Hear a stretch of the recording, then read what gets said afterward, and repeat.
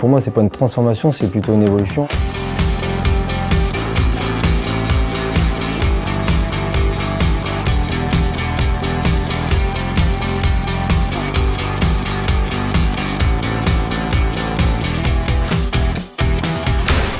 Antonia Timon, co-gérant de la société Volume Intérieur Personnalisé.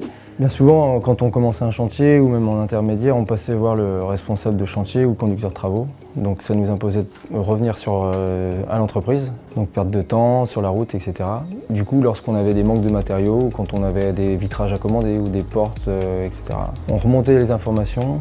Donc à l'inverse, on allait vers le conducteur de travaux qui, lui, après, relayait ça auprès de ses fournisseurs. Il y a souvent des erreurs du fait que voilà, il y a une personne de plus qui relaie l'information. L'usage des outils digitaux, ça a été relativement simple puisque mon associé venait du monde de l'informatique. Tout est mis sur Google Drive, du coup on a accès même sur les chantiers à nos plans de vie, fournisseurs, etc. et documentation technique. On est en train de voir aussi pour les notes, c'est-à-dire c'est toujours un outil Google, dès qu'il nous manque quelque chose, on crée une fiche dans nos téléphones et on fait une liste. On opte pour justement la transmission d'informations et du coup on a la réponse tout de suite. C'est pas évident quand on est sur un chantier d'avoir des outils numériques, c'est même assez délicat puisqu'on a déjà cassé 3 téléphones portables. Pour autant, on utilise de plus en plus nos téléphones, tout du moins, pour accéder justement à nos devis, pouvoir commander directement à nos fournisseurs. Et c'est des choses qu'on ne faisait pas avant.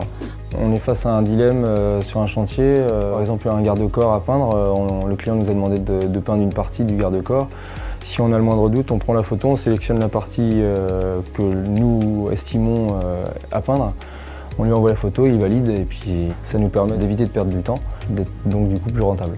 On évolue, on progresse, on apprend. On est toujours dans le bâtiment, on n'a pas encore les machines pour faire à notre place, donc il y aura toujours besoin de l'homme. Pour moi, c'est l'outil qui permet d'aller plus efficacement, de moins perdre du temps.